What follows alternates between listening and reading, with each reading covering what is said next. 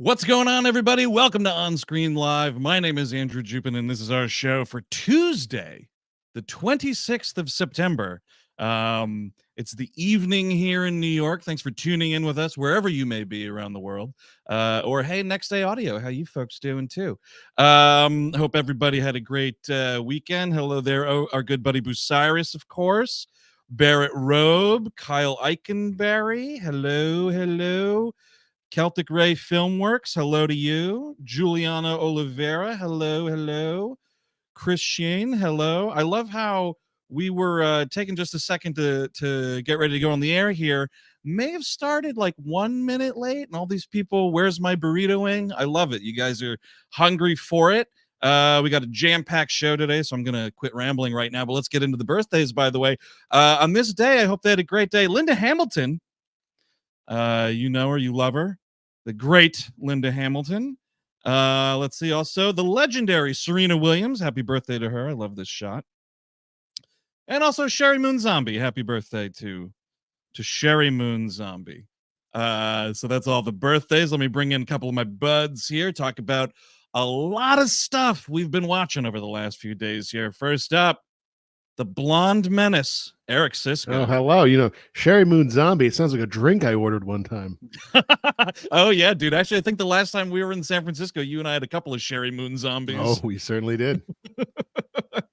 And of course, the bookworm himself, Mr. Chris Cabin. Main slate, Expend4bles 4. Yeah, that's right. Sylvester Stallone returns as Barry Ross in this movie that nobody wanted to see. Barney Ross? No, it's Barry. The misprint from the festival. Yes. I don't know about that. And with Jason Statham kicking ass, I guess. Yeah, kicking ass. It says kicking ass in here.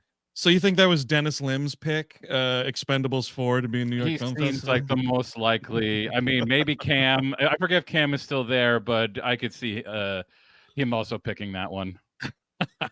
Yeah, so this is a big show, guys. We got the normal, stuff we saw in theaters and all our grosses and everything, but also this marks week 1 of our extended New York Film Festival coverage.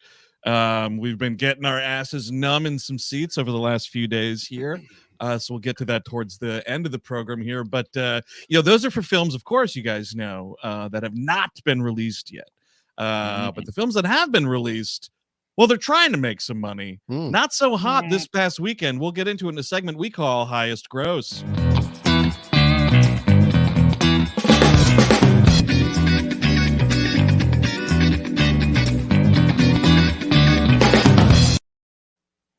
Let's crack this beer here. Not trying that hard. I don't think they're really putting their back into this. This does not The seem movies. They're not trying to make as much money as they could be making. I really don't think they're putting their back into it. We got to get the movies back into training, right, Chris? A little. Yeah.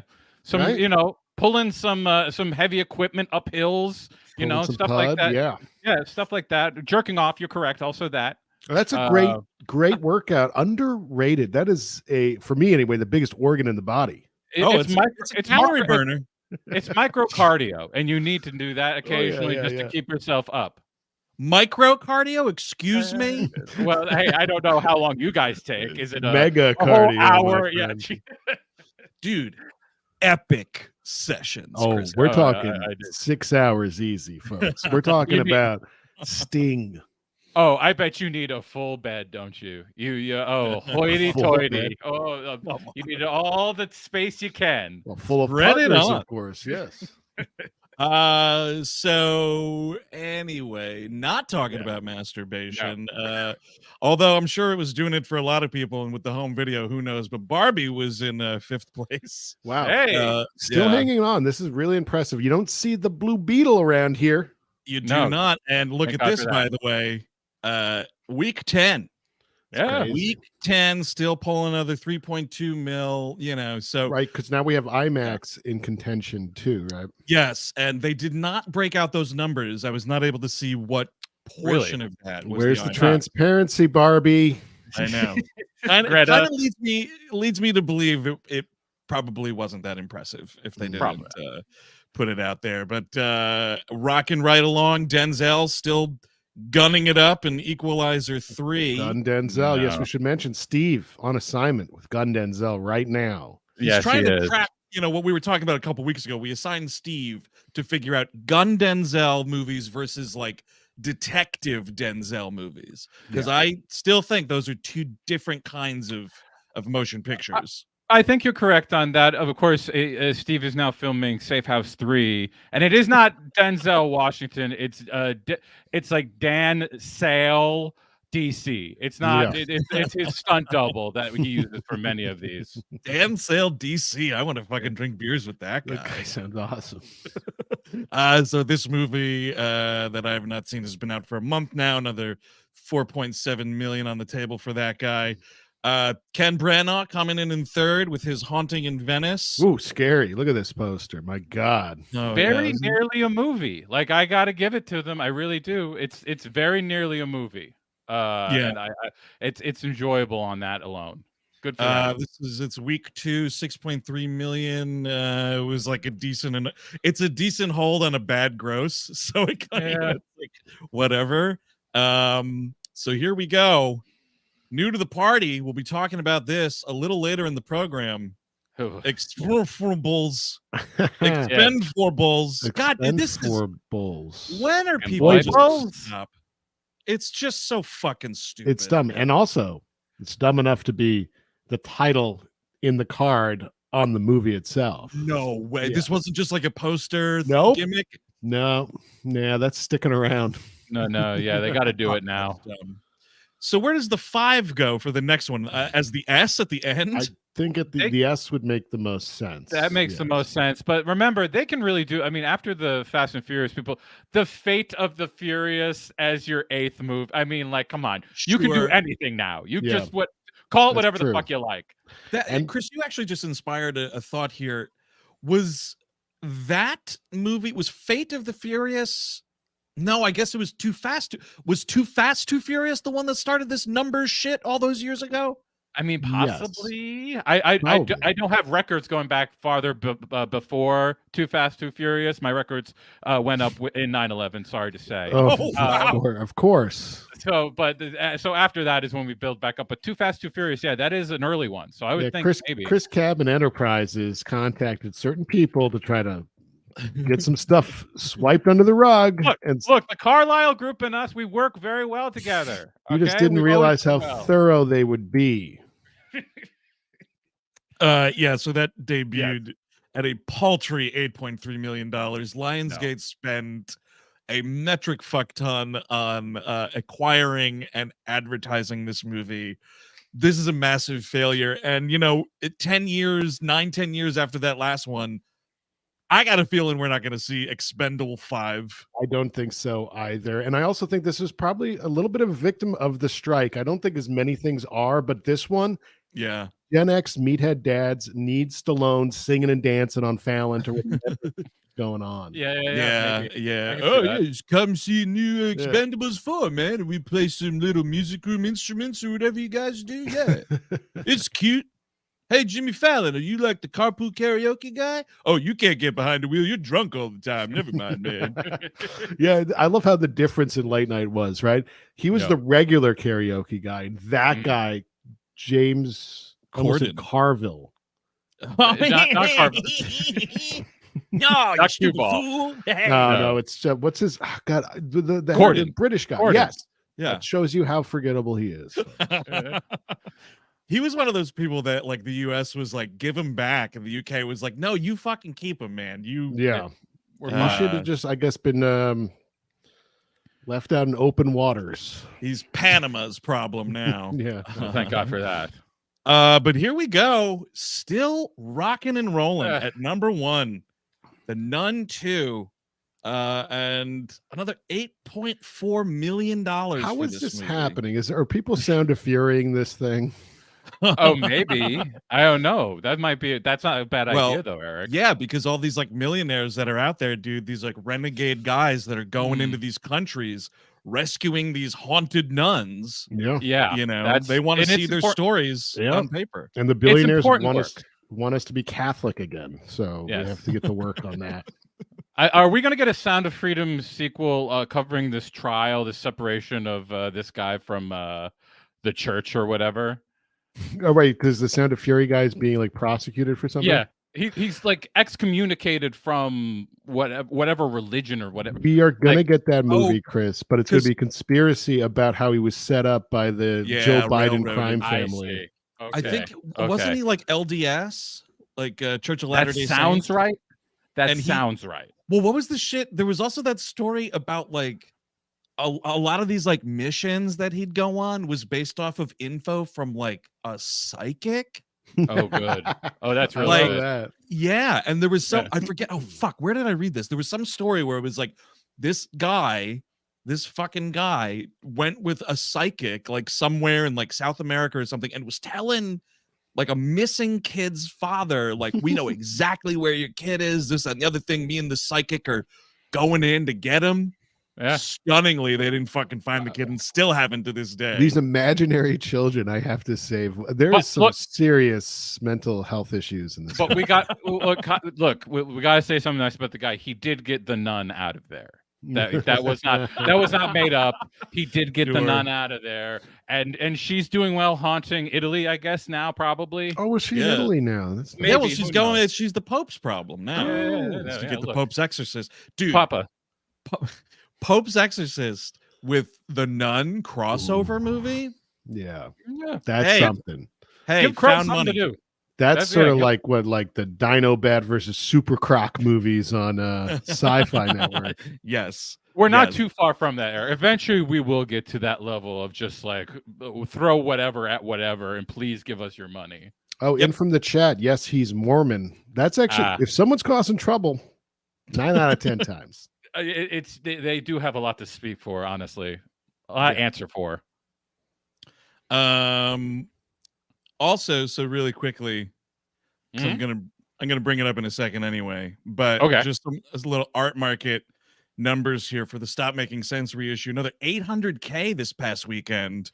Pretty cool. And A24 is expanding it farther as I mean, I don't think it's going to get like a wide release or anything like that, but not as wide as the suit, huh? Not as wide as the suit. Yes. I mean, I don't know what else, other than like The Last Waltz. I can't think of another movie that would have this kind of pull from like people actually showing up at midnight. Like, I know people do like those Fathom events things, sure, but like actual movies that like are concert movies. I'm trying to think of any other one where I was like, I would actually like show up for. Maybe the Neil Young Demme movies. Those were good. Yeah, especially that first one. That might be something where he's doing the Heart of Gold. Neil Young Heart of Gold. Yeah, that's a really good movie. You know, one I would go out for, even though like the host of it and you know, dude whose name is in the title totally sucks. But Dave Chappelle's Block Party is a great concert film. Incredible movie. Yeah, that would actually bring me out too. Yeah, that's got some, like, did great on that one. Some bonkers fucking performances. It's shot by Alan Kuras, like really good. So maybe that, but yeah, I don't know.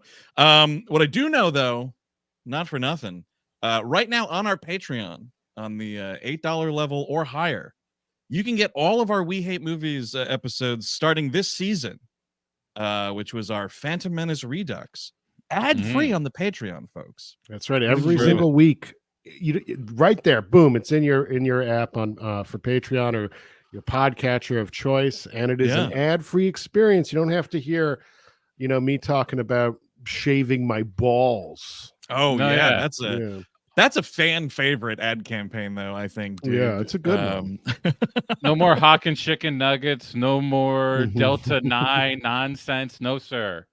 Well, hey, I was hawking some like real deal THC 9 gummies a couple weeks ago on the program. So Lumis are great. Yeah. And also, just while we're promoting stuff, gang, December 7th, be sure, get your tickets. Join us in Jersey City, New Jersey. We're talking the Santa Claus at White Eagle Hall. That's right. I'm pumped for that, man. It's gonna be here before you know it.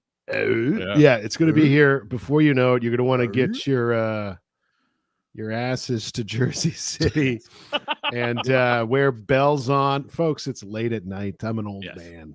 We're going to be asking a lot of questions about where Tim Allen was on Pearl Harbor on that day. What was he doing? What did he say to who? Well, is what I that's want a to great know. that's a great point, Chris. Why didn't Santa help out? What the fuck was he doing? He was not doing nothing. He's doing jack shit. I'll tell He you. should have flown the sleigh and a few reindeer in front of those kamikaze aircraft. I don't know, man. It's like a few weeks before his big night. Like, clearly he was busy. But he was. It meant he was getting ready. He was in the fighting shape. He could have prevented it, and he chose not. Santa Claus was in fighting shape. Make a peaceful offering to Krampus and have Krampus do this. He's all powerful. He can do some stuff here. Yeah, but this is a perfect time to make peace. So there you go. Couple of plugs real quick. And I'm going to plug this again because I saw it on Saturday. I went to, a late-ass IMAX screening, 10:30 at night. Thank God the movie's only 84 minutes. But, there's a lot of restorations that come out, and, like, a lot of them are worth a damn, and then sometimes you get some that are like, yeah, okay. This is totally worth a damn. The audio is, like, remastered. I was hearing shit in that screening that I have not heard in that movie in the 20 times that I've seen it. Are you sure it was from the film remaster, or was it Ghosts in the theater? Fuck, Right? I hope it wasn't Ghosts, man. But like the theater, the theater was fucking hopping, man. I have to say, it was a lot of fun. It's the one time where I will stomach audience participation. But like everyone was acting like it was, they were at a concert and singing along, applauding after every number, applauding when like Tina Weymouth comes out, the place went fucking crazy. Like she was actually there, like really cool. So if you get a chance, woo, a little of that. Yeah. Play Born Under Punches. Play Making Flippy Floppy. We will. It's the same set list for the last 40 years. No, but surprise me though. Don't do that. No. I actually thought because they put in a couple of songs from the original thing that were deleted. Like if you have the Blu-ray, there's a couple of deleted numbers. There's Cities and the fuck is the other? Oh, Zimbra. They were like they're like deleted numbers on the DVD. They put them back into the remastered concert album. So I was like, oh, maybe not that they would put them in the movie, but maybe like at the end of the credits or something, like here's these other things remastered. Did not do it, which is fine. But Zimbra is such a fucking amazing song, to see done live. Anyway, that's my my ranting about that. But now Eric and Chris, you guys saw it. Oh boy. What is the 411 on Expend4bles? Don't read into these thumbs up. Yeah, it's just I'm I'm excited I saw a movie. That's all. Yeah. Holy crow, huh, Chris? We try not to spoil this for folks at home. Sure. Because it does try something kind of. I thought I'm such a fucking sap. I'm a fucking idiot. I'm the dumbest bastard on the planet. Watching this movie, I'm like, whoa. Yeah. They're actually trying. Don't worry, they're not. No. I thought they were doing something with it, and it seemed to go on forever. That it was like, well, I guess that's that. It's not that, unfortunately. Because they show you what they show you, we're not going to get too far into. There is a certain red herring that happens about 20, 30 minutes into it. But the way they present it, I was just like, there is no way the person who played that is going to allow that. They would not allow that. It just I will say, happen. Though, yes, there's problems with it. Violence is back in a big way. That's a plus. Which is a plus. Unfortunately, my God, one of the most annoying characters. Oh, I guess Antonio Banderas isn't coming back to the film. Why don't we just have a character play his son and that acts exactly like him down to like an impression? That's it was real tough. It's real tough stuff to do. Also, as Eric, as you pointed out, too much Toll House. Toll House. Yeah, I was texting the guys. Folks at home don't know about this. I was texting about Toll House today. Toll House. I don't like him. He's making too many chocolate chip cookies. Yeah, way too many.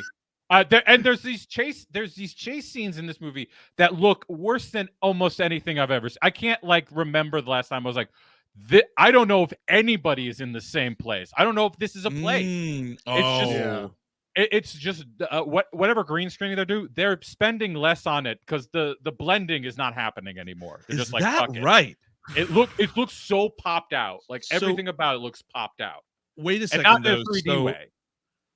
Well, that would also be bad. But Eric, though, on the violence front, is it like CGI, blood and gore, or any practical effects floating around? I think it's mostly CGI. What do you think, Chris? I think there's one or two moments of like we're banging up a dummy of sorts. Yes, they do one or two big like moments that they look like they put the real work into, but most of it is just like CGI gunfire, CGI blood, and like I get why you would, especially the gunfire. I understand, but like.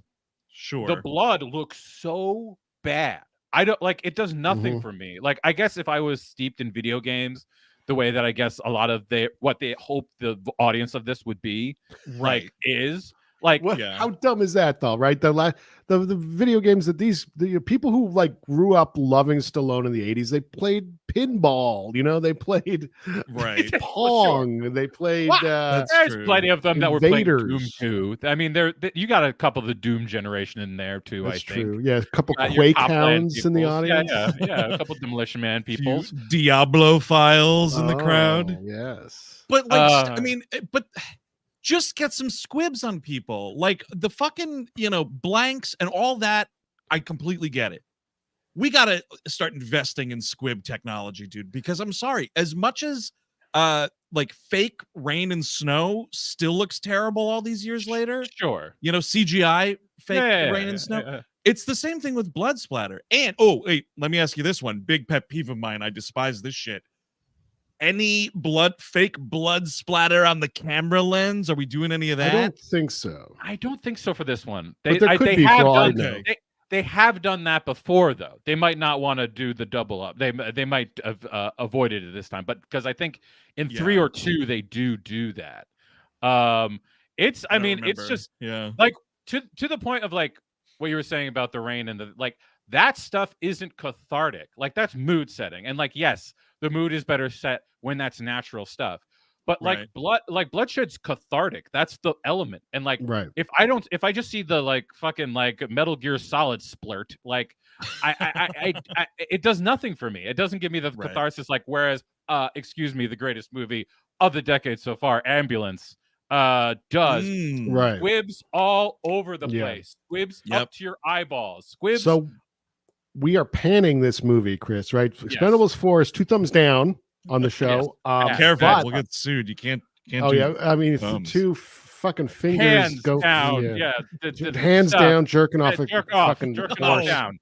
Downward jerk offs. But we'll workshop the rating system here. Sure. Horse comes down. And yet, Chris, this might be the best of the series. Oh, no way. Maybe the second best. It's better than 3, I think. I'm not gonna go around and start picking the best corn kernel in the turd. That's not what I'm gonna. That's your job. That's your job. No, it is not. It absolutely is not. It's not my job to do that.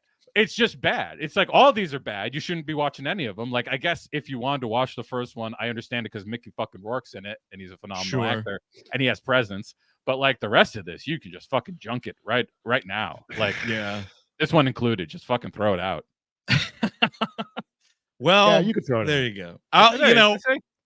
It's gonna be a rental from me. I tried over the weekend and it was just like, you know what I mean? Like, meh. Maybe it won't even have to be a rental. Maybe it'll go to Netflix or someplace where I can not pay $6.99 to watch it. I don't know. Wherever it's going to go there quick. I'll tell you that much. It's not. It's going to be like a week, and this thing is going to be on some streaming site somewhere. Well, yeah. I mean, look at the fucking box office that we were just talking about. It's just an abysmal performance. Cannot. I mean, like, hey, Ben Shapiro, if you might have a deal there, buddy. If you're looking for another movie to put on your roster, there you go. Give the Expend4bles series to the Daily Wire. Yeah, sure. Why not? I mean, they're starting close enough to it. I mean, some of the stuff that Toll House is saying in that movie ain't so far off. Here's a great part of that movie, too, is Dolph Lundgren's character has become sober and he's no longer drinking. But then during a fight, he's like starts chugging like whiskey, and he's like Popeye, and he can fight better because he's back in he's off the wagon, on the wagon, whatever it is. So you personally related to that then? You were like, yeah. oh, see, it works for him too. They're telling me it's okay. You can have this all day long. Well, also because Dolph has the nice long, straggly hair in this one. More like Eric's wonderful locks. Like He's rocking the Siska for sure. And some good glasses too. His glasses look great in this. He kind of always has pretty cool glasses in these movies. And I know it's supposed to be like, ha ha ha, because he's old, but like, he just looks cool wearing all the glasses that he has in these movies. Looking great. So shit, man. There you go. I don't know. We'll see. Coming to Netflix 4 days from now, probably. Actually, that's where a bunch of them have been. And it's kind of funny because I've been noticing, like, as it got closer to the release date, it was like they like reverse engineered. They're like 3's coming off in a few days. Now 2's coming up. Like they're like taking it out of there. That's it's interesting because they haven't really been because they put out so much of their own stuff.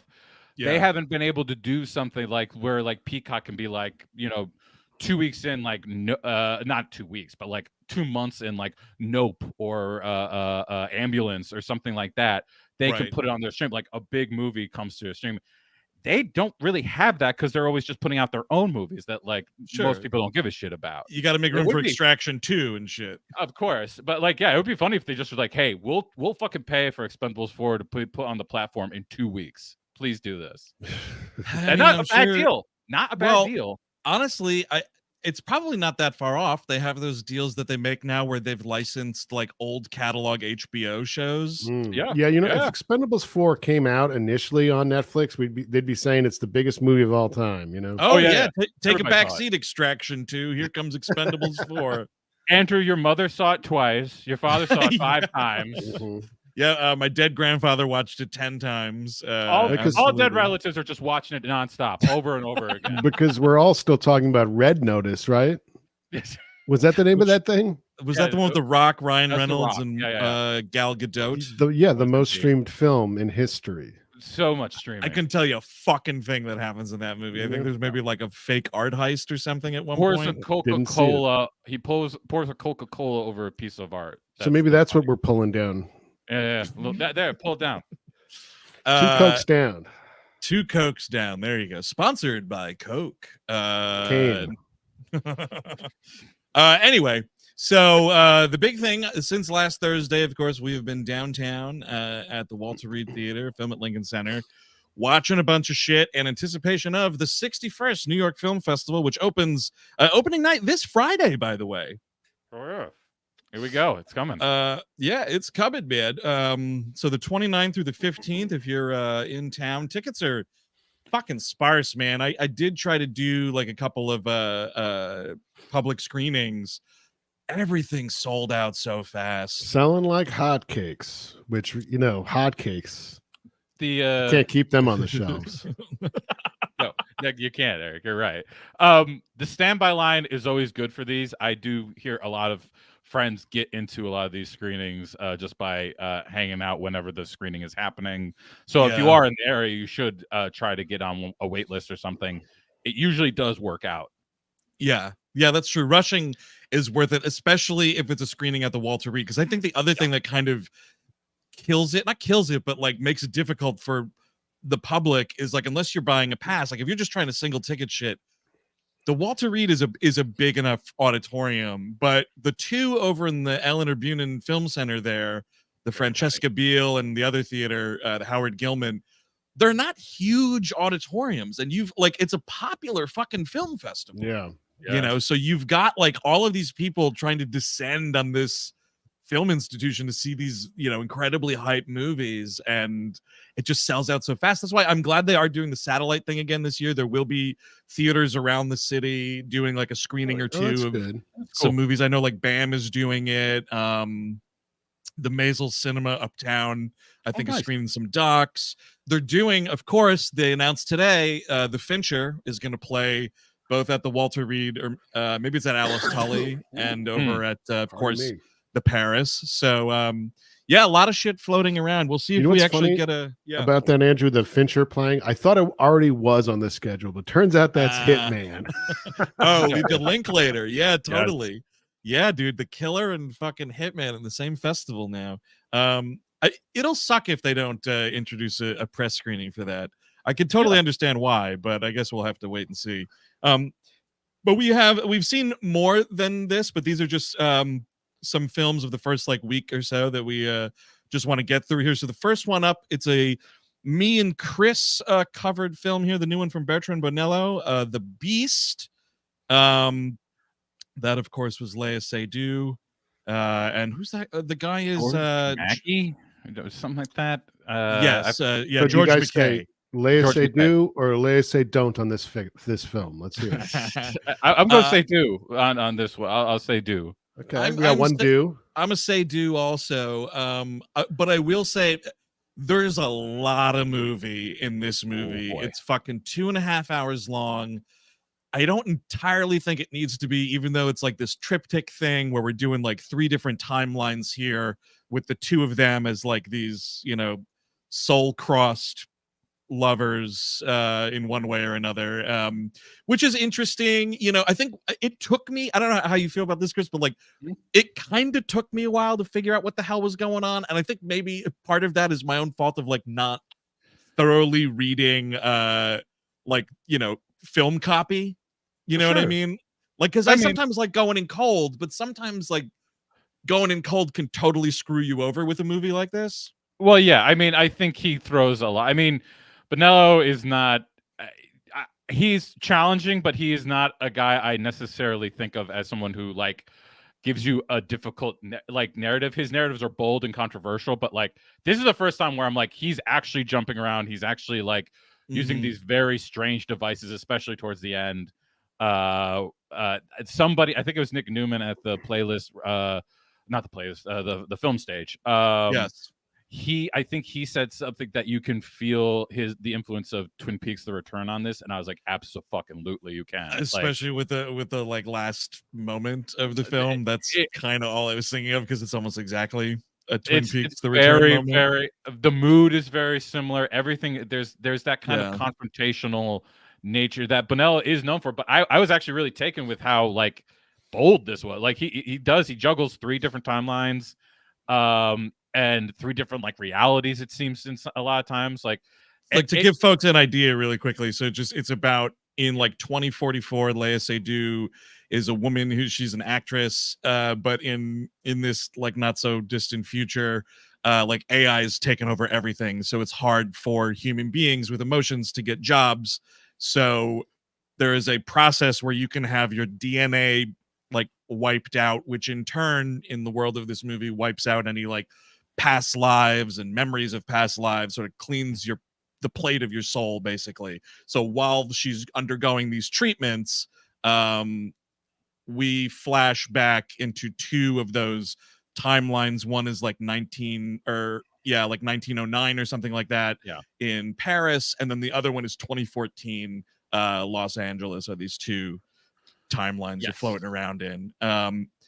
It's just it is a lot of movie, you know. It is a real like set the fucking day aside. Honestly, like I didn't really know how I felt about it until kind of like sometime early this afternoon. I was like, nah, it all mostly did work for me. And she's fucking great, and he's great too. He's in wasn't he the oldest kid in Captain Fantastic, like among other things? I think so. I think he might have been that kid.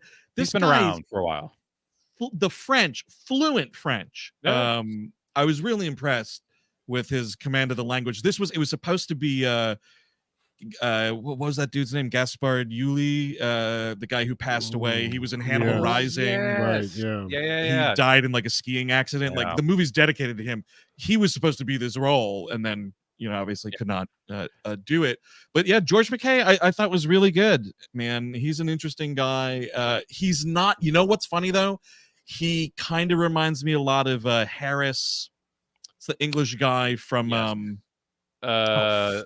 yeah, I'm completely from Beach Rats and the fucking boat sinking movie from last year, the Ruben Östlund movie. Yeah. Triangle of Sadness. Yeah. Harris Dickinson. That's his name. Yeah. Yeah, I can see that. I mean, I thought both of them were really good, and they're juggling a lot with this movie. The most similar movie in tone I can think of is like a Holy Motors. But I love Holy Motors 100 times more. But like, I really liked this, and I really like that he's like taking a bigger step than like Nocturama. Or like, I like Nocturama, I like House of Tolerance, I like all those movies. This one, he's actually like challenging himself a little bit, and I really appreciated that. Holy Motors, what is that? The Pope's car? Pope Mobile? No, I know the movies. I'm just interjecting. I thought that was a completely funny joke. So you're welcome. You got it, buddy. I'm fine with that. This movie at the moment, no U.S. distribution, so keep your eyes peeled. I would wager this goes to like a Kino or maybe like a Magnolia. It's like that kind of level. It's also like a perfect. I was actually surprised Mubi didn't have it already. It's a perfect Mubi movie. It feels like a movie. But whatever. So somebody will pick this movie up. I really hope. I mean, listen. I mean, it has star power, so I do hope so. I mean, that's the thing. Like the two of them are both known folk, so keep your eyes peeled for that. So what do we got? All right, this next one is an Eric and Chris screening. The new short from Pedro Almodóvar, Strange Way of Life. Fellas, have at it. Yes. Now this is not enough movie, right, Chris? not nearly enough. I don't even think it's very good for a short. It's fine. I like it. I like it plenty. Chris, I think your review. I think Norm Macdonald's review of Interview with a Vampire is probably your review for this movie. I mean, which is what? It's not good enough. Sure. But because there's those moments of implied intimacy. Yes. But what struck me about the film the most is it's just goddamn beautiful. The set design, the costuming. I know Yves Saint Laurent is all over it. It's basically a commercial. It's a 30-minute fucking clothing commercial with gay cowboys. But it looks good, and I had a good enough 30 minutes with it. It's a good commercial. It's like I said, it's not the wardrobe is fantastic, but like I would assume that with Saint Laurent having their name on this at least 8 times, I saw it before the credits. The opening credits was. They're just flashing Yves Saint Laurent left and right. Big red letters. Yeah, it's but and like Pedro Pascal's ass is very nice. I liked seeing it, but that's not enough for me to be, even for a short, that's enough for me to be like, okay, this is fine. Like it's just like. So, wait a second. Big question. You said Pedro's ass is all right. What's the hog situation? Any hogs in this movie? I'm not seeing any hog. That was also hog a big free. Issue. I don't think I'm seeing any hog. I'm not seeing any. Can you believe it? These are guys on a farm. You're not seeing any hogs. I'm not even thinking I'm seeing pubes, Eric. I gotta be honest. I'm not even seeing some curlies. What one would hope. No, I don't think it's happening. Some good makeouts, especially the flashback sequence with the wine. That was steamy, Chris. You got to hand it that. Sure, that was very steamy. Steamy. If I'd read that in a romance novel, I'd be like, that's hot. That's nice. I kind of just always wonder with these. Like, I wonder the same thing like with the Tilda Swinton one he did a couple years ago. Like, why are these not just features? And it's so bizarre because like this is being released in some capacity by Sony Classics.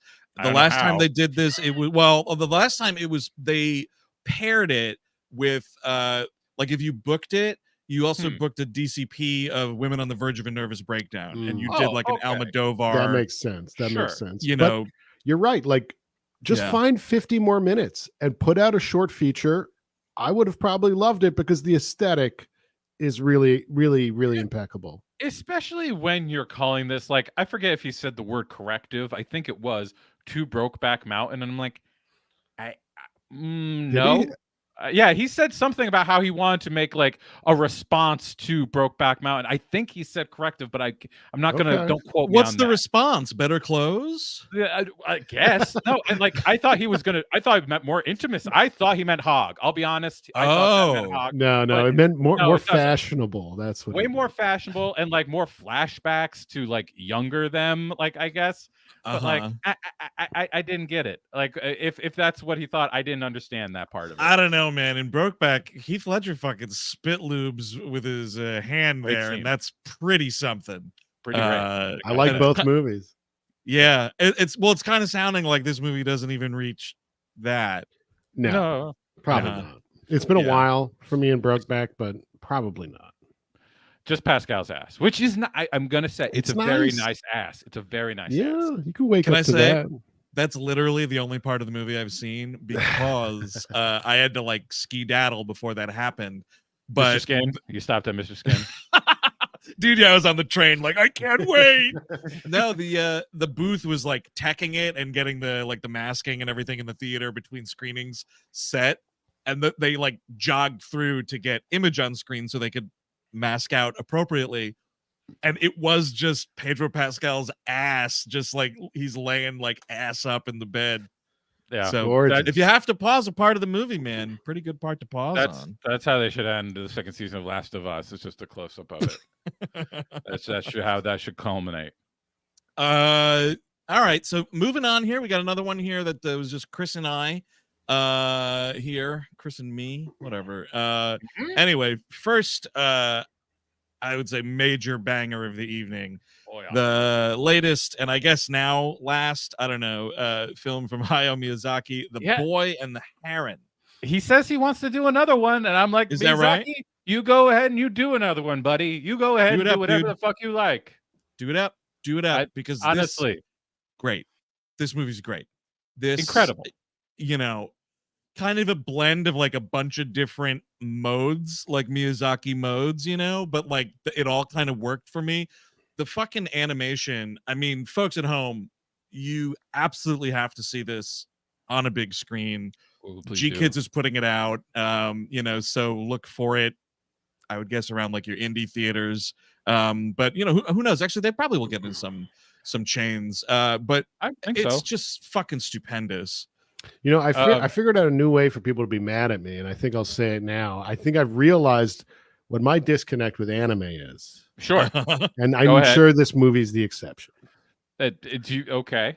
What is the disconnect? It all looks the same. And it's like the MCU to me. It's like, okay, it's the same little noses and yeah. So Pixar Lucas looks the same as anime, or just anime? Are you just I'm just talking about anime right now. Just like your eye doesn't get hip to the style of some anime. Yeah. Well, I think that my point is I think it all looks identical. Right. Well, I would just say that I haven't seen enough anime to think that, but at the same time, I have seen anime that does look similar. I just don't know if it all would. I'm trying to have people be less mad at you, Eric. It's just very similar. No, just let he wants them to be angry at him. That's what he wants. Like don't he's getting off on it. Let him. I mean, well, I'll tell you this. Yes, you know, I'm edging the night away. To bring it back to The Boy and the Heron, right? Yes. Like Ghibli has a style to it, certainly. Yeah. You know, so their movies, like under that umbrella, they don't look identical, but a lot lot of them, you know, share. It's just like if Homer Simpson starred in every cartoon. You know what I mean? It's like the same drawing, and that's all. I mean. There's different stuff around it, and it's beautiful. Sure. This is a great opinion, Eric. I love this. This movie is a trip, though. It's about like a little boy whose his mom dies in a hospital fire. Fucking horrible. So he goes to live. This happens in Tokyo. He goes to live in a rural village with, you know, it's kind of awkward, and the movie just kind of like skates by it, which is fine, but it's definitely the mom's sister, and the dad is like moving in with his sister-in-law. Oh yeah. It's very similar to the two I thought of the most were Totoro and Castle in the Sky. But it's its own thing. It's the relationship between the boy and the heron is really remarkable. I thought, like, they have a good give and take. It's legitimately hilarious. Yeah, like, it's really funny. How about this, dude? Fantasy cast for the English dub voicing the Heron, Danny DeVito. Well, yeah, that's where you would obviously go for that. I mean, I was doing that watching the movie in Japanese yesterday. I was like, DeVito could do this part. It definitely has the demon tint to it, the Demon King sound to it, the way that Danny DeVito's voice goes. It's a beautiful movie. It's a very funny movie. I think The Wind Rises is still probably his most personal film. This one feels like a movie made by a guy like looking, beyond life and like looking off into like what's. I mean, he's coming to the end towards it. So like, you can feel that in this movie that he's actually not like just fantasizing, where he's actually thinking about the end, like in a much more potent way. Especially like the way that we won't go full into it, but the Wizard King character that we come to know, like Vegeta. That felt. I'm kidding. That felt to me like a very personal character to him. That felt like something that was really talking about stuff that he's going through. Yeah, and I think also like kind of along with that, it is this. I think it's almost like this dual thing, right? Because it's all about like think of the future, look to the future, consider your future. Possibly one like yes, from this like artistic standpoint, and like his artistic career, much like his actual life, has more sunsets behind it than in front of it and everything like that. But I think I definitely also read it as a like environmental thing, and it's like, don't give up on the, the realm that you have, right? Because there's fantastical stuff here. We're dealing with two different realms. Like concentrate on your realm, take care of your realm, i.e. take care of the planet, concentrate on what we're doing here, get out of the fantasy realm, so there is that kind of interesting thing sort of being pushed on you also, which is great. But yeah, I mean, Wind Rises, I was definitely getting vibes from also, especially just from like the early on historical stuff. But either way, it's a total recommend. All right, so we're moving on here. This one, it's another Eric and Chris classic. I did not see this one. The new one from Jonathan Glazer, The Zone of Interest, which I heard most upbeat film of the year. Big crowd pleaser you got here, folks. A big crowd pleaser. You're gonna see them packed. It's gonna be like Get Out again. It's just you won't be able to buy tickets. Chris, I think most people in that zone wanted to get out. Oh my god. Jesus Christ. And this is a brutal movie, really banality of evil on display. Right.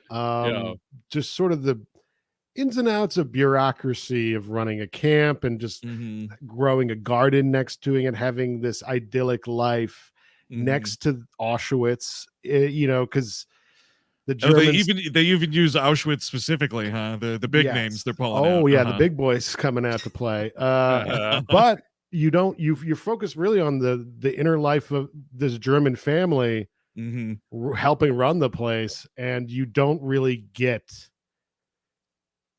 It's not like they're not showing you insane shit, right, Chris? Well, there's one or two. A lot of it is done by audio. The audio mix is very important in this movie. I mean, the thing that's interesting to me about this movie is that it does ride this line between like totally unsettling in its details and in a lot of its dialogue, but also it's got a pitch black comedy tone to it. Like a lot of the things are like supposed to be like both eerie and like you're doing that, like just disbelief laughter more than anything. And I mean, I think it gets much better towards the end. There's a lot of Haneke, a lot of Roy Anderson, if anybody's a fan. There's a lot of references to that work specifically in this. And I thought it was pretty compelling throughout. I thought it only really complicated things and got really weird at the end. The last like 20, 30 minutes, I love. Though most of it I like. But the last 20, when he leaves the camp for a bit, that is when I really was like, oh man, this is really interesting stuff. I think it's a very affecting movie, top to bottom. I think it's not exactly something you're going to want to rewatch a lot, but it sort of reminded me of an old short film called Human Remains by Jay Rosenblatt. In just a very banality of evil. I think in that movie, it's just like going through you know, what like Hitler liked to eat and drink and what his day was like. So it's sort of like that you're seeing the day-to-day monster without seeing full-on display of the monster, which is kind of interesting. It really didn't work for a older couple leaving the screening. They were kind of spitting mad about it, actually. Really? Yeah. It was a they were sarcastically saying banality of evil and how it didn't go far enough, how it sided too much, I guess, with the Germans.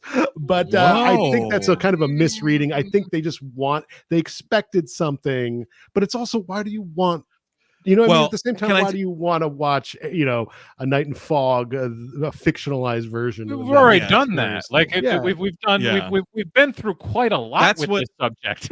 That's what that fucking Son of Saul movie is, dude. You guys ever see Son of Saul? Son of Jigsaw?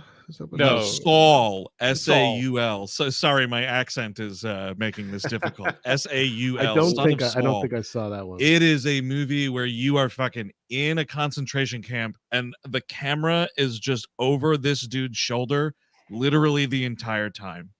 And you were just going around with this guy. You were going into fucking gas chambers. Like, it's fucking brutal. I think that's what they expected it to be, and it was not that. And I think it's good that it wasn't that. I feel like it's very interesting in an artistic film, and I say check it out, but it's not a great time. It's not something that you're going to want to, like, I'm not even sure if you're going to want to talk about it. I enjoy talking about it, but I can see people really not wanting to. Yeah, sure. It is, I think, definitely worth seeing at least once. It's a very particular tone. Sandra Hüller is pretty damn good in it. Hell yeah. She's much better in a movie we're going to talk about in a little bit called Anatomy of a Fall.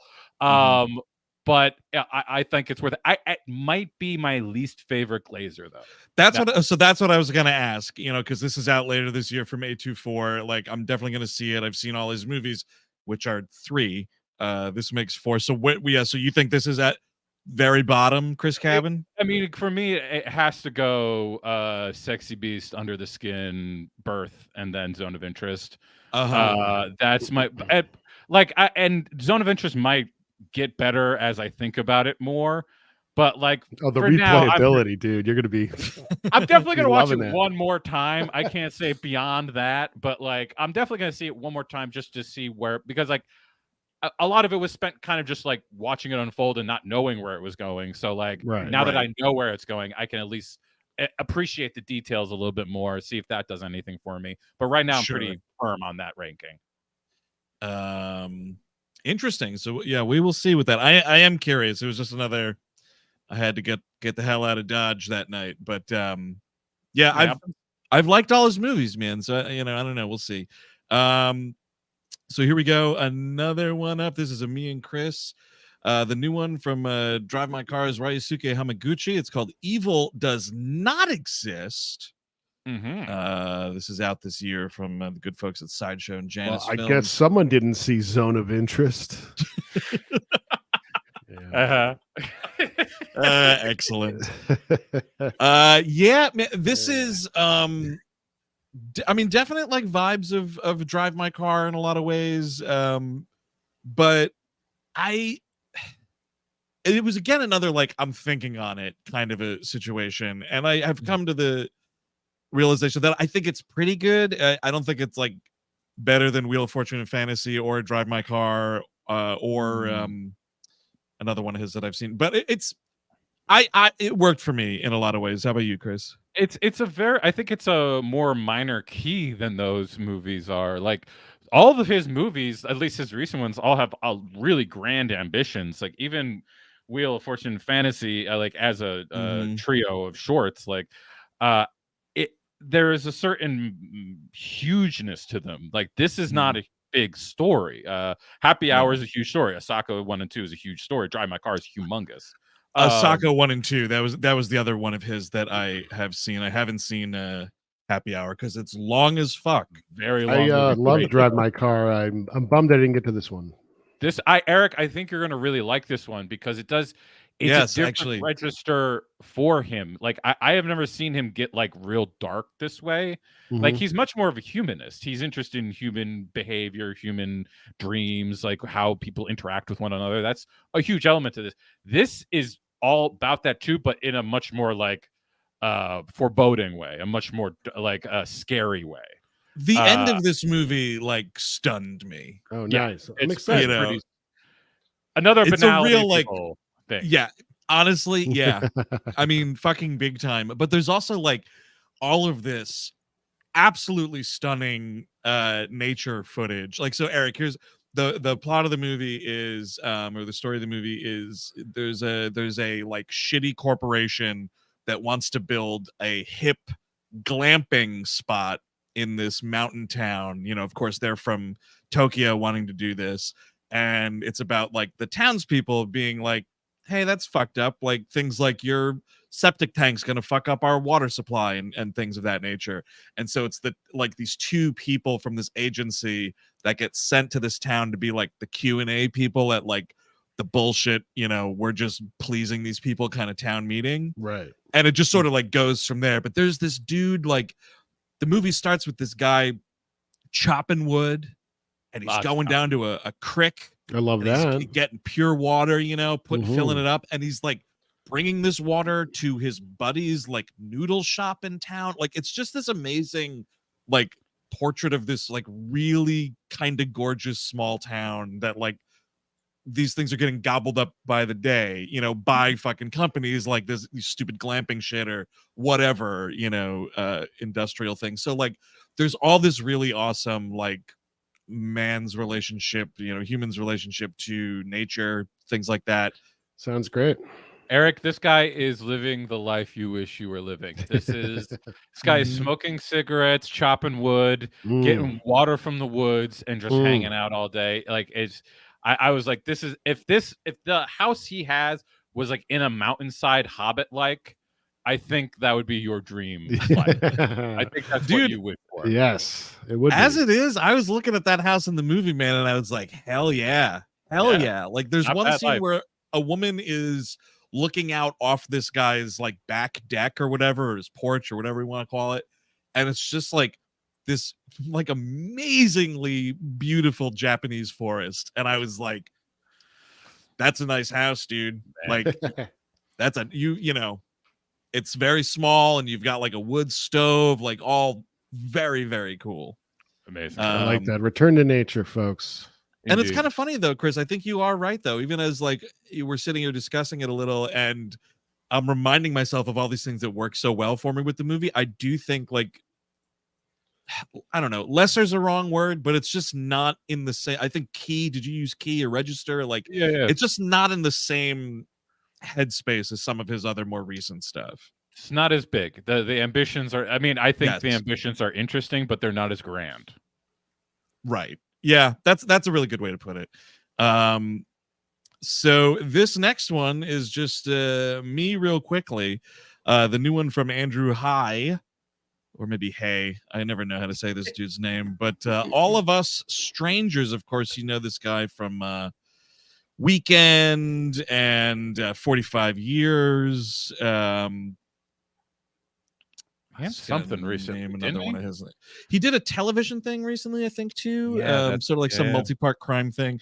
But anyway, so this movie is what is this movie? This movie is Andrew Scott from Fleabag and Sherlock. He plays a gay screenwriter living alone in London, and Paul Mescal is the only other person who's moved into this new apartment building. So it's already this kind of like weird ghost town thing, which is very appropriate. It's a movie that you can't really give too much away about, because for about 95% of the movie, it plays like this very vague, we're not really explaining what's going on. Like there's a fantastical element in this movie. And folks at home, I will say, you know, this movie is a recommend for me. I would say go out to the theaters to see it. Searchlight Pictures is putting this out, you know, probably before the end of the year in some capacity. try to avoid trailers. Try not to look too much into it, because I went in fairly cold. I know it is based on a book, so maybe some of you already read it, but I was pleasantly surprised, because it's so ambiguous and vague and not wanting to talk about what it's doing. Like, it doesn't want to explain the rules of the thing. Okay. But then in like the last 5-10 minutes, it sort of explains the rules of the thing, and I was like, no, it was awesome that it was vague. It was so awesome that it was vague. But I will say it's basically a 4-person movie. It's Andrew Scott, he's the lead, and then it's Mezcal. Mezcal's like, he's really good in the movie. It's not a huge role, but he's doing like a great, like, I'm the hot dude who just like constantly dresses like a scumbag. Like, it works for it's him, really great. Just a real like aloof kind of dude in some ways, but he's really great. And then the other 2 performances in the movie are Jamie Bell and Claire Foy, and the 4 of them are absolutely fucking great in this movie. It's 4 totally great performances in a movie that, like, to me, in the last few minutes, it loses the confidence that it has throughout most of the rest of it, and kind of like, and I don't know, maybe that was because of like studio notes. I don't know, because I also don't know the book, so I don't know how it ends. That's exactly how I feel about Expendables 4.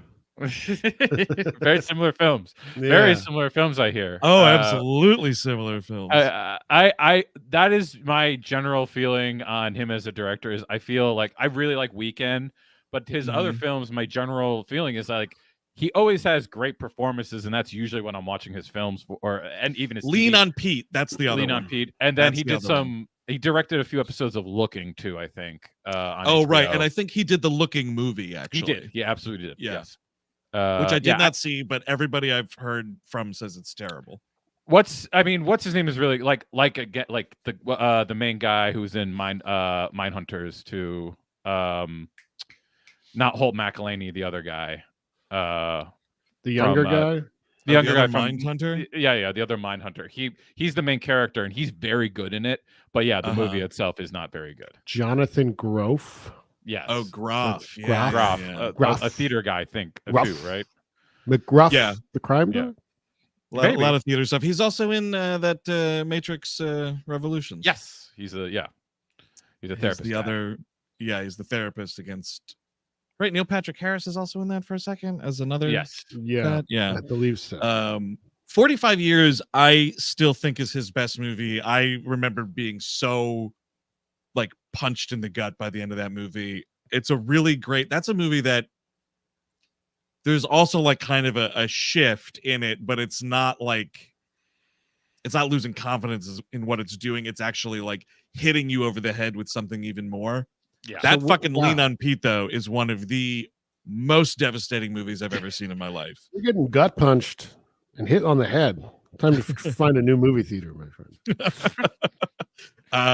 Yeah. So if you're not exactly hip to this dude's movies, he does not make happy movies. This movie is also very much not happy. It is about the growing up and things that gay men of a certain age have had to deal with. So like Gen X kind of era dudes. And I don't know, it's 4 really powerful performances in a movie that's also, I will say, gorgeous looking, with a great like 80s like pop soundtrack to it. Because they do a lot of like watching like old YouTube TV performances and stuff. So cool. Anyway, that's my plans after this. There you go, dude. Getting trash to YouTube. Yeah, of course.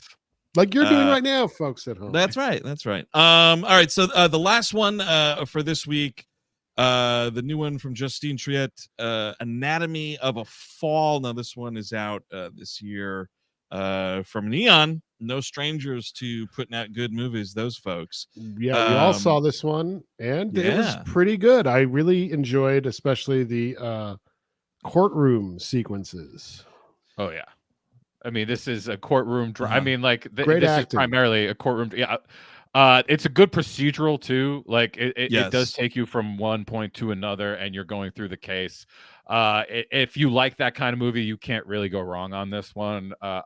Sandra Hüller, who is I know her best from Tony Erdmann. I know she was in I'm Your Man a year or two ago. I'm Your Man, kind of underwatched, pretty good movie, I will say. With Dan Stevens and her. Yes, Dan Stevens plays a robot, like companion sent to her. Yes. It's kind of interesting, and she's great in it. But yeah, Tony Erdmann was where she like jumped on the U.S. scene. Sounds like a hot little picture there. Oh yeah, baby. Oh yeah, a little robot guy to come. I think you would like that one, Eric. I think you'd be into that one. I missed this one. I should go back and check it out because I really enjoyed Anatomy of a Fall. Yes. Yeah, but this is, it is, if you're a like true crime person, also, this is for you. It's about Sandra Hüller plays this woman. She's a writer. Her husband is found dead outside their house. He's fallen out of a roof. And because the police suspect some sort of foul play based on forensics, she is arrested and tried for his murder. And the whole thing is her dealing with the defense attorney, who, I want to see if I can look up that guy's name, because I thought he was actually also pretty fantastic. Fuck, it's not here. But he's really great. And it's like, I will say, difference between this 2.5-hour movie and The Beast, the first film we talked about here in the segment, I did not feel the 2.5 hours here versus The Beast, where I was getting a little tired. I both of those sailed by for me.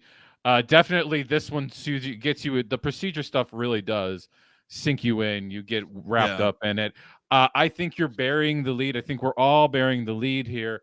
This features one of the great dog performances of this whole decade. You don't even got to fucking look at whatever's going to happen in the next half decade. It doesn't matter. It's true. Messi is fucking incredible. There's one scene you're going to be heartbroken for a moment, but like you've just got to see how this dog fucking handles this scene. It's great. Incredible. It's really great. Amazing.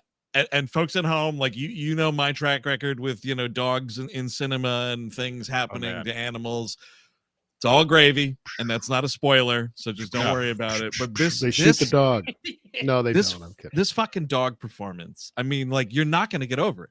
You're really not going to get over it. No. I mean, the dog's kind of doing some better acting than some of the human beings in the movie itself. Right. And now I'm not going to say he's a disgusting whatever, but he's paired with the dog is paired with a child for most of it. Yeah, a devious shit boy. Yeah. Well, we're just. I'm trying to be polite now, Sure. Changing gears really late in the show. But yeah, no, I mean, he's fine. It's just you will have a bit of a kid hanging out. That's all. Yeah, there's a kid there. The dude who plays the defense attorney is a guy. Great name, by the way, Swan Arlode, who has appeared to just done a ton of like French television and smaller French movies that have not been distributed over here, but he is, I think, legitimately great in the movie as well. I thought the prosecutor was also good. Oh, dude. Man. It's a good like prosecutor performance when you want to reach through the screen and like spit in that person's face. Yeah, it's great. He's incredible in it. Yeah, they're all very good. He's a real fucking son of a bitch. That guy. Yeah, it's a real good movie, especially for the acting involved. It's top. Oh, also the head judge looks almost exactly like Patti Smith. Did you guys get that vibe? I can see that. I guess so. I can definitely see that. Right? Yeah. I mean, like, she's younger than Patti Smith vibes. I think anyway. But yeah, that is a absolute must, folks. Fucking gotta hand it to the Bayer team at Neon. Those folks pick some good ass movies. Were you gonna say something? I'm saying they usually get big at Cannes, and like this was a Cannes winner. I think that's a good thing to go after. I honestly, even though there have been plenty of winners, I've been kind of like whatever about. Like usually, it's a good way of buying things. Well, Chris, who cares? All right. New York Film Festival. That's the premier film festival in the world. Yes, of course. The Berlinale is bullshit. Yes, thank you. We're team. Finally, somebody's saying it. Listen, we gotta butter our bread here. We got it. We want to be invited back next year. I got you. Oh, that's true. Well, listen, folks, that those are the 7 that we covered. I think we even saw like stuff today that we'll be talking about next week, but you can't cram everything into a single episode. So there will be more coverage to come. There's some big movies that we're going to see Friday. So be sure to tune in. The next On Screen, we're going back to Mondays, October the 2nd, but again at 8:30 p.m. So be sure you like and subscribe to this channel. Get that notification bell clicks. You want to make sure you are updated whenever we go on the air, especially for these wild weeks where we're doing shows not at the regularly scheduled time. So we'll be back then, Monday 10/2, doing more On Screen. But the week, because it's Tuesday, shit is already pumping here on We Hate Movies in the WHMU, as we say. First of all, just because we were talking about Expend4bles for a little bit there, out now, of course, is the Expendables 3 episode. So if you don't want to rewatch 3, but you don't want to be lost for 4, listen to that episode. We'll tell you all about it. Folks, if you ever wondered what Sly Stallone would sound like singing the greatest TV theme songs of your lifetime, please do check in. We had quite a lot of fun with this one. I can't believe that neither Steve or myself sang the Cheers theme song. That I realized in editing that episode that was embarrassing. I mean, I did it, and I'm like the smallest Cheers fan of the bunch. That it isn't a shame. I will say that. Also available on the Patreon that came out last week. This one's Animation Damnation, all about an episode of King of the Hill, Aisle 8A. We had a lot of fun on that. But like I said, it's Tuesday, which means there's a new We Hate Movies episode that came out today, and you guessed it, the Halloween Spooktacular started a week early because we're doing something special for episode 700. But in the meantime, this came out today, Saw 5. Look at him. Oh, yeah. Tobin Bell as Mr. Jigsaw. That's right. And I was back to theaters. I was sure to get the picture, like a frame grab of him looking, as Steve says, like the bassist from A Perfect Circle with this fucking the little chin fuzz and the bald hair and the weird black shirt. Oh yeah. He looks like he could be in a Tool music video or Tool. He could be. He looks like Marshall Applewhite. I'll take your word for it. You know who that guy is. Yeah, Do I? Yeah, he was the leader of fucking Heaven's Gate. Yeah, oh yes. See, now look at it again. Yeah, you're right. That I do it. Thank you. I do adore that man. I didn't know his name, but I love his work. I've been familiar with it for a while. Great books. Man's a great writer. Excellent writer. But that is out now wherever you get your pods, and also ad free on that Patreon at the $8 tier and up. And speaking of the Patreon, coming out this week on Thursday, our Star Trek chat show, The Nexus, returns. We're talking about 2, I will say, pretty solid episodes of Star Trek. I agree. I enjoyed both of these. And of course, this is the iconic family episode of TNG we're talking about. Oh, yeah. Robert and Renee, baby. Brother. Yeah, Robert and Renee themselves. And also, oh, my sexy sister-in-law. Hello. What is this? Do I dare take a piece of his pie? Maybe I'll do it. Someone in the chat says that they thought they imagined Jigsaw's soul patch, but no, it's sadly all too real. It's real, baby. You know what I was thinking about today, guys? Just not to drag this out any further, but maybe for January, when we'll have to see when I think it comes out this Friday.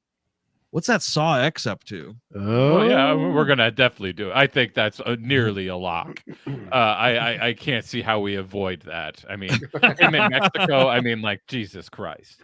Oh yeah, I want to see that fucker get fleeced, dude. It'll be so funny. This was supposed to be a health clinic.